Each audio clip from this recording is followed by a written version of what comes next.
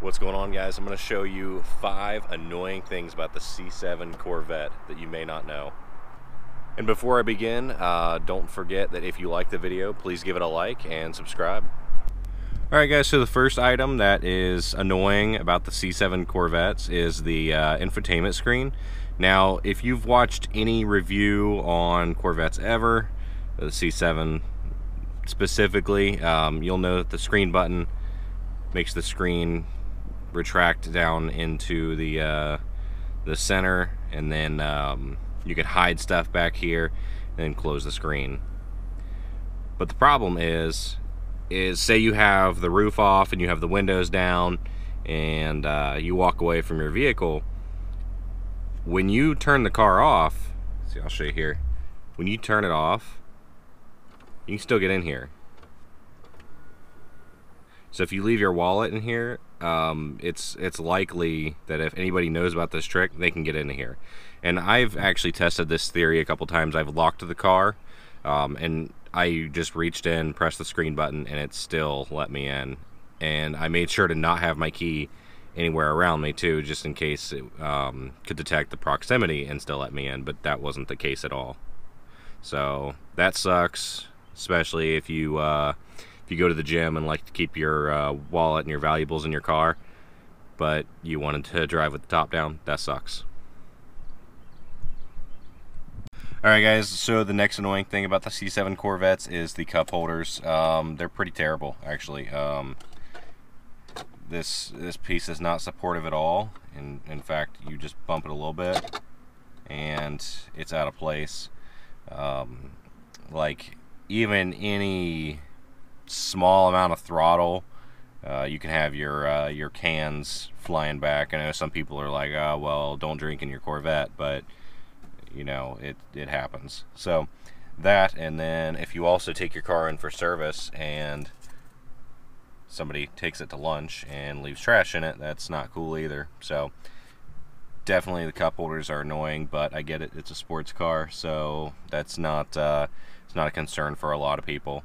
Okay, so the next thing is actually the exhaust. So what is annoying about the exhaust is, well, I'm sure you guys already know that there's valves inside the exhaust. That's why these two are dirty, but the center ones are still clean. And it'll open up when you put it in like your sport and track mode along, you know, with highway. Like if you get it up past a certain RPM, it'll open up. But my annoyance is that if I have it in sport or the track modes, that it actually, once it gets higher up in the RPM range, you know, 3,000, 4,000 RPM, the valves will actually close again. Or when I'm decelerating, they'll close again. So the car doesn't keep a constant, they don't constantly stay open, which is kind of annoying on the highway. I mean,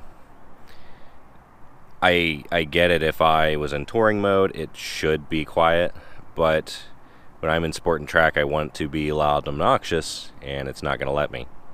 So that's definitely kind of annoying. So, you know, you can fix that with aftermarket exhaust. I know a lot of enthusiasts will switch out the exhaust anyways, but it's just a minor annoyance that I've come across.